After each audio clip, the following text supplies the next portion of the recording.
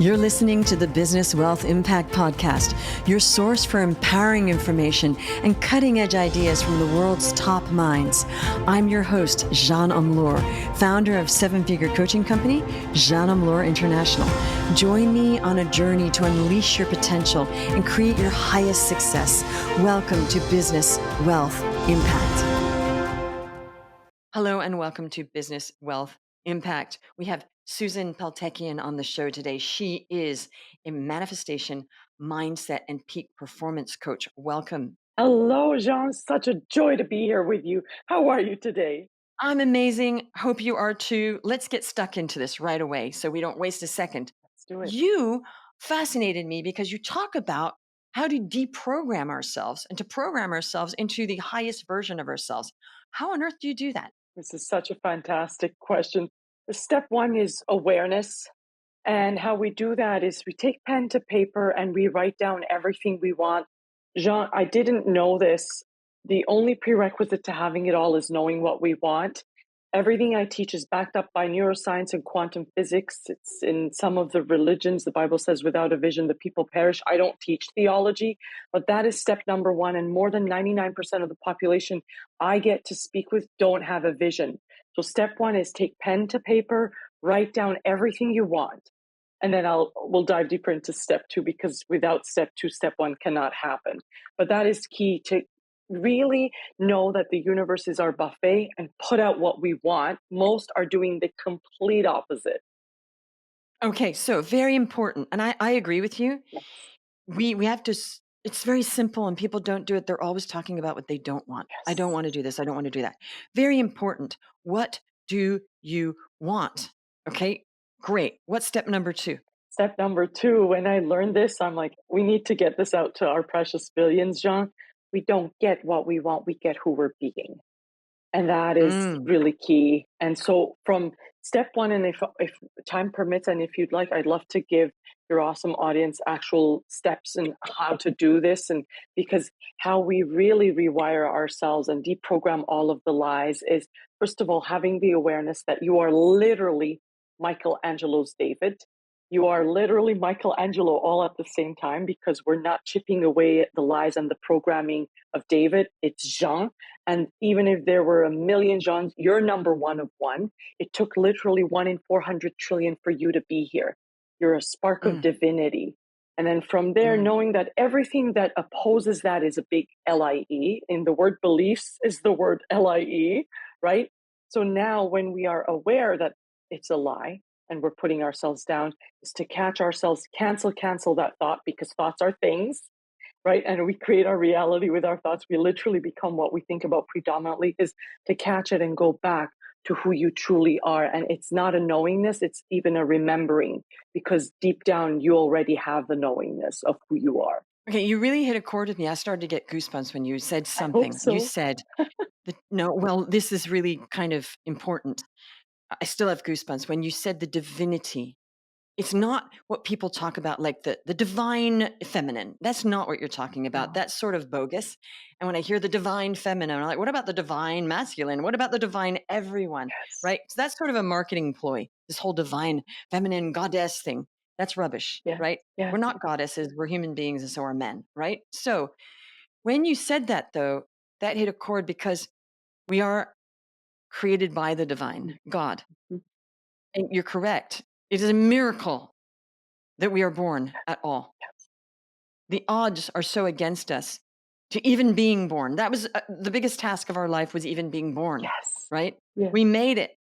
And then people are born into unfortunate circumstances, unfortunate war-torn or families or anything. And I don't want to go there, because I don't even know the philosophy of that, because not everybody, wherever they're born, can do this work, because they just can't, right? Well, let's talk about people that are in societies like ours, where we do have a fighting chance, okay? Yeah. I love this. So we're divine, because the divine created us, right? We are not God, we're not divine, but we have divinity because we were created. Yes. We're touched by divinity, let's just say, right? Yes, totally. Now, you're correct. We need to create ourselves, and it really is a creation. Every single person is where they are now because of their decisions and who they see themselves as, Yes. correct? Yeah, 100%. Could you elaborate on that? Like, how do we, and I don't mean get unstuck and all that. We've heard that a million times, and all of that is bogus. Yes. Get unstuck. We're still the same way we were, but unstuck. Still, Yes. it's floating around in this kind of neutral space. Yes. Somebody get to the core of where they're meant to be, who they really are, and get rid of all this stuff. Jean, step one is exactly what you said there about our divinity. We are co creators. We're literally creating our lives. And one of my mentors was in the movie The Secret and the book The Secret, Mhm. Bob Proctor. He passed away 2, 3 years Mm. ago. And he says men don't think, of course, he means men and women. He says more than only 2% of the population thinks, 3% think they think, and more than 95% would rather die than think. So we do, you're Mhm. like, no, come on, Susan. Yes, we have thoughts. We have 60 to 70,000 of them a day, but most of them are on auto loop. And awareness is the first key to get unstuck, if you will. Furthermore, there is the component of thinking, but the difference, he says, between animals and us, as beautiful as they are, is that they can't speak and they can't think. We can actually think.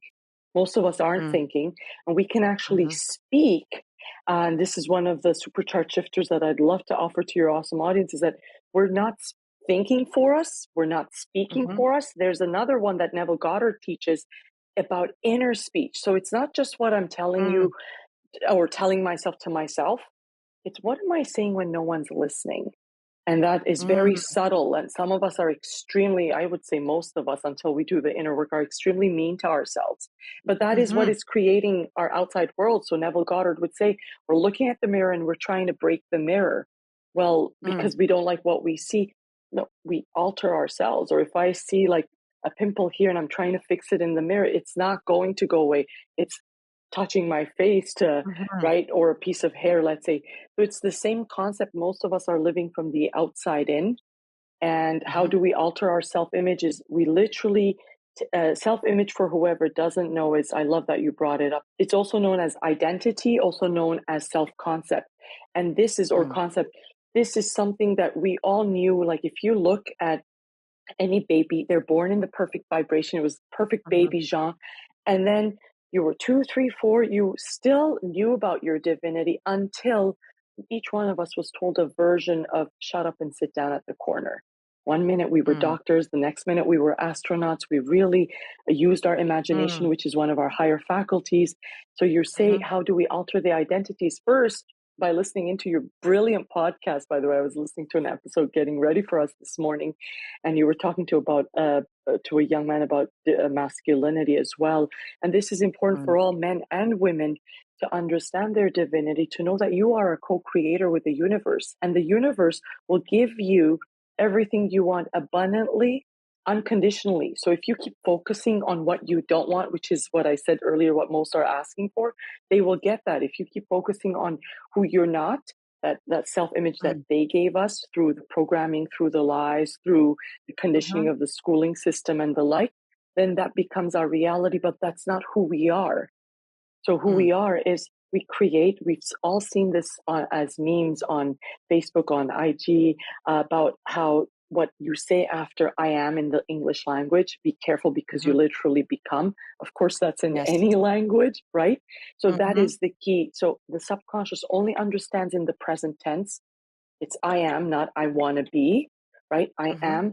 And then a short paragraph on who is that version of yourself who already exists, because there are infinite realities as we speak, Mhm. will fulfill on that juiciest vision. So first, let's create the vision. From there, let's create a short paragraph of I am statements in the present tense of who is that version, because the rest is all Mhm. a lie. And then I can go into more supercharged shifters as I see you smile. And No, because I did this I am thing. I was just remembering, I still have it in a booklet. I keep my little booklets that I write this in. I came across it the other did this years ago. The I am years and years and years ago. Now, interesting. I knew that you were a follower of Neville Goddard because I have a colleague that also is a Bob Proctor consultant and also followed Neville. And oh, he used to talk about who you really are. I had him on the podcast, another podcast actually years ago, and his thing is that we were all pure love. That's his thing, that we were all pure love. till something happens and then we don't like ourselves that much and we're not pure love and now we're this person, blah blah blah. Now a little bit, let's just cut a little slack to parenting for here. I want to say Yeah. this because every time I hear that I think, yeah, well the thing is for parents to cope, it's difficult, it's a challenge Yes. that the kids are like all like, you got to get food on the table, get to bed, blah blah blah. Yeah. I think with parenting it's like, yeah, okay, we need to eat now, please sit still, okay? And it's that's part of parenting because we can't all be that available for our kids all the time to explore their inner children. I know now some parents are better at this than others because that's their whole thing is the whole crunchy, but it kind of makes sense that parents say, you got to just eat and go to bed. Yes. So Yes. it's not even a mean thing that this happens. Do you know what I No. mean? No, It just not at all. happens, Yes. right? Yes. Sometimes it's a mean thing. Okay. Now, the other thing you spoke about is, be hashtag unmean to yourself, right? People are Yes. too mean to themselves, right? Yes. Hashtag unmean, right? Please. It's true. We're mean to ourselves. And when you really stop and think, Yeah. we didn't do anything wrong. No. It's like, wait a minute, why am I being mean to myself? I did nothing wrong. And Yeah. I think it's really important for people to understand and adopt this. I did nothing wrong. I did everything right Yes. because I tried my hardest if they did. And I think that's where the meanness comes in because there's some underlying guilt that's unfounded that we did something wrong, Yes. right? Am Yes. I right about that? Oh, 100%. That goes for all the parents. Jean, every parent has, I think, the best intentions, let's say 99.99999%, so that I'm Amen. accurate. I haven't met every Yes. parent, right? And they're really doing their best. And to even if you do something that doesn't work with your child, practice compassion with self because that is key. But we're being mean to ourselves because of the poor conditioning. And it's not the Mm, parents. There's no fault for anyone. How we are up until 18 is up to our parents, but it's our work now to remove the mm, conditioning, to remove all of the generational traumas. Because I teach from the time we mm. were conceived, but really they say, and I'm learning more and more, that it's generationally. So, really, For parents, sure. give yourself hugs, forgive yourselves, practice compassion. Nothing wrong, nothing bad Yes. that you did. It's our work to heal that now.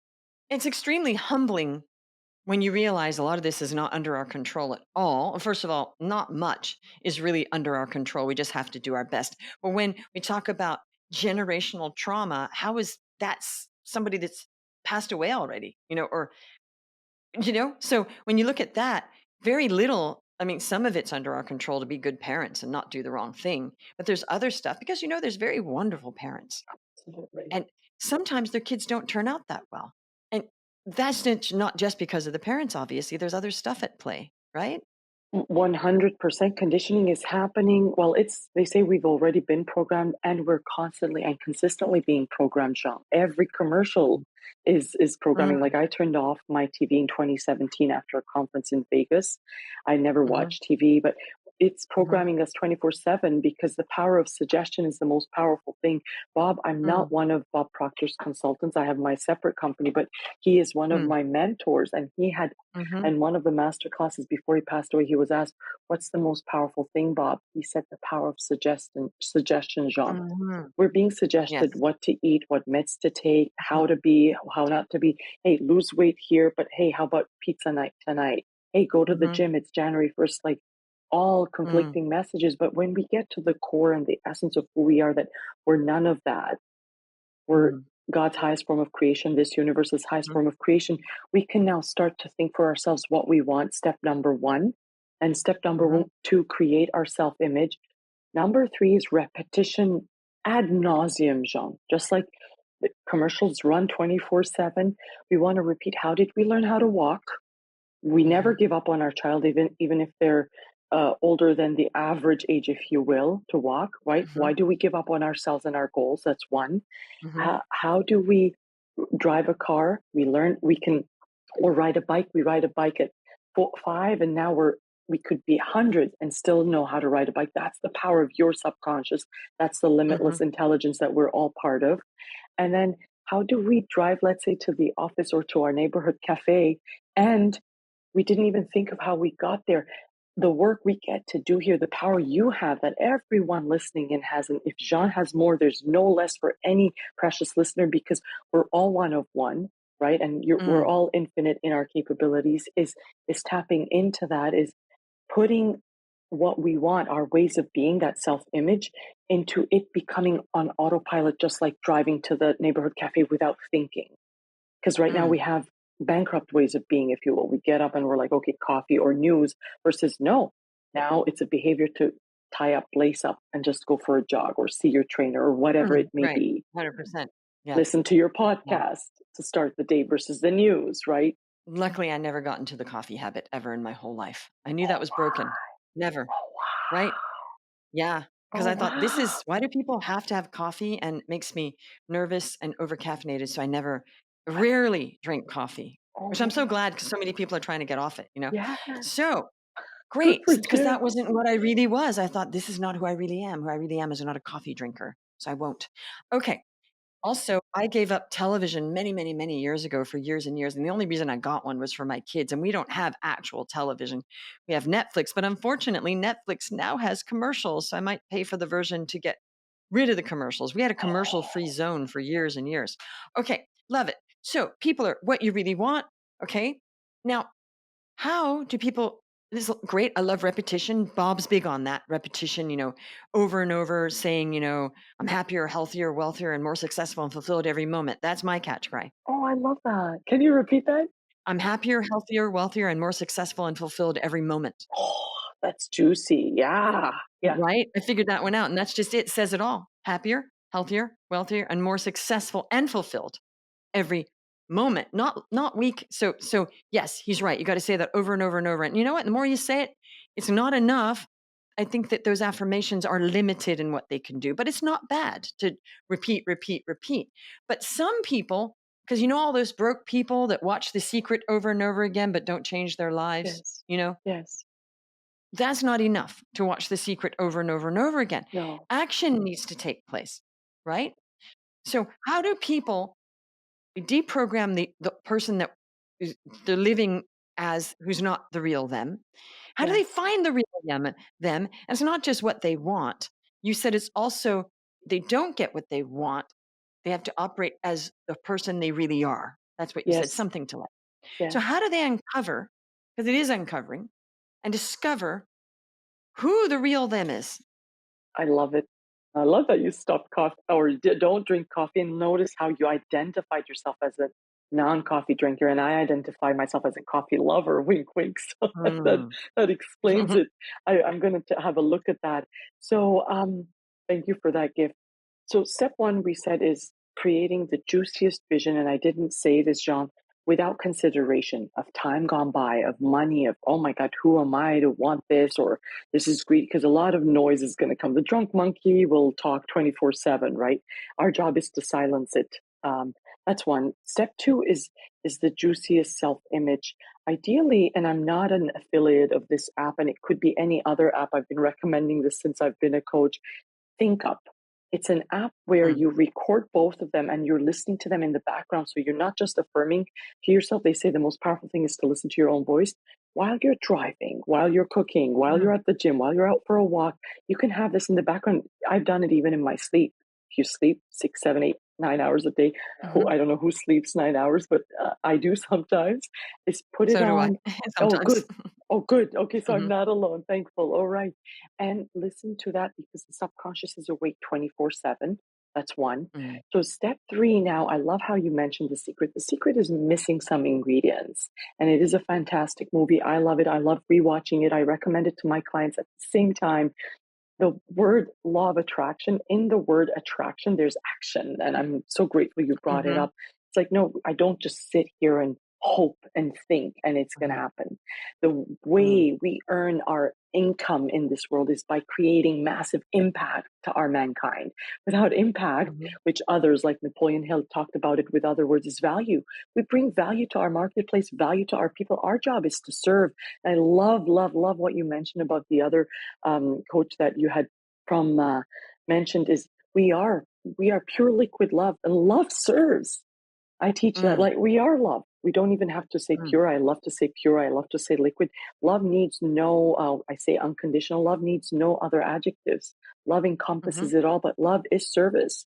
And it's my job to serve. That's why I'm here today. You remember when you were talking about stuff and we talk about, I'm like, whatever serves your people, this is why I'm here. This is why you're here. And I can't thank you enough for your service. So going back to that, we have step one, step two, we're repeating them. We're getting an app that repeats on auto loop.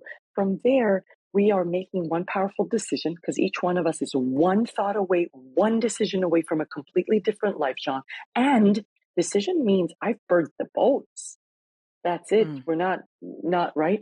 And then from there, let's take one action. Let's create a goal in the present tense Mm-hmm. from the juicy vision, because the vision may seem out there for some. If it's something that they did listening to me, like it's a couple of pages of literally a life that may not seem fulfilling, satisfying on any level. And now you're creating in all equities of life what it is in the present tense, whether from your contribution to the way you take your trips, to the legacy you want to leave, to the money you're earning, to the impact you're creating in our one world, etc., right? And how you want to feel and how you dress, everything. And then from there, what you do is you take an action step and you create that into a goal. And then you take action on it every day. That ends with a day. If you want to take the weekends off, that's great. But really, what we're doing is we've made a decision. That's step three. So step one is create the vision. Step two is create the self-image. Repeat both of them. Make a decision to repeat them. That's step three, because once you decide, and Tony talks about decision, it's so powerful. I myself made one decision to retire from real estate right before COVID. The number one Remax Realty filled up all of my coaching spots. So decision is powerful. Most of us, Jean, want to see to believe. No, it's the complete opposite. Make the decision. It will come. That's step three. Step four, let's create a goal, a daily bite-sized goal from that juicy vision. Step five is action. Let's get on the court and see how we can serve. And let's not make the calls or the door to doors or the Popeyes, whatever there may be for any entrepreneur listening in, to get something. No one is a piece of meat, and we were taught to go out and get. Let's not get, let's go into the magical model of be, do, have. Let's see how we can be of service. No, it always goes back.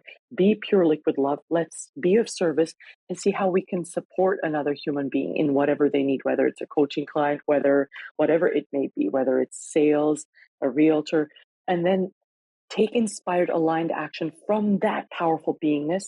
And then the having it all is our divine birthright. So can you explain the divine birthright? Because a lot of people think, well, I should have been here by now. And I'm thinking, but you didn't take the actions to get there. So, Yes. and without doing, I've seen those people, Yes. but it's not it, right? That's lucky. so when people go, I should have been here by now. What do you think about that? When people are always saying, well, I mean, I think we are all very worthy and deserving. I believe that. Yes. However, when people aren't where they want to be and they go, well, I should have been here by now, I'm thinking something didn't go right. There's a reason why. Mm-hmm. Why do you think people aren't where they think they should be or feel entitled to be? I'd love to hear your opinion on that. Oh man, I've never been asked this question. And since we met back in January, I've been on like 50 plus podcasts. So there are a couple of things came up. There may be even three. One is, first of all, consciously, we may believe we're worthy. I certainly did, but subconscious is what's directing everything. 95 to 98% of our daily results, let's say we get up and no coffee there, that's in your subconscious. That is, Right. remember, we attract who we're being, who we are, not what we want. So we may want all of the divine birthright, but do we believe that we are worthy? We may think that in the conscious, that's the masculine, that's only 2 to 5% of our results. Do we really believe it? And so if we don't have it, more than likely we don't believe it, John, is my first go-to. Second, in how you described it, I should be here is like complete this. We're now putting down ourselves. The minute we do that, society, culture, media, mass media have already put a very tight one on us. We're now tightening it up further, so we suffocate. Imagine if we keep telling a child, you're an idiot, you can't do it, or you should have, you got a B plus, you should have gotten an A, versus, hey, my love, what went on? You knew all the stuff. Did you get nervous during the exam? Did you forget the stuff? And having a conversation, right? So subconsciously, we don't believe We don't think we're worthy. And most of us have a version of that I'm not worthy enough, I'm not lovable enough, I'm not deserving, I'm not enough, basically a version of that. Number Mm-hmm. two is putting ourselves down isn't going to get us there. Number three, it just came to me. Thank you for your patience and grace, Jean, is more than likely our thoughts haven't been that. We become what we predominantly think about. So if Mm-hmm. we think we do, then the thoughts weren't there. Like let's say, I love how you repeatedly repeat your affirmations. That's key, because two things can occupy the same space. We're either Mm-hmm. in the vibration of victim consciousness, which I was there for most of my life, living in the mentality of fear, worry, doubt, fear, lack, and limitation. Or we get to Mm-hmm. know awareness is key, our true divinity, that we are a spark of Mm-hmm. the divine, and that we Mm-hmm. have access to infinite intelligence. And now we go into who you truly are, which is V, not for victim, V for victor consciousness mentality. Got it. Okay. Well, thank you for sharing all that. That was highly interesting. Thank you, everybody, for listening to the show. Please leave us a 5-star review, and we will see you on the next one. You're listening to the Business Wealth Impact Podcast, your source for empowering information and cutting-edge ideas from the world's top minds. I'm your host, Jean Amlour, founder of 7-figure coaching company, Jean Amlour International. Join me on a journey to unleash your potential and create your highest success. Welcome to Business Wealth Impact.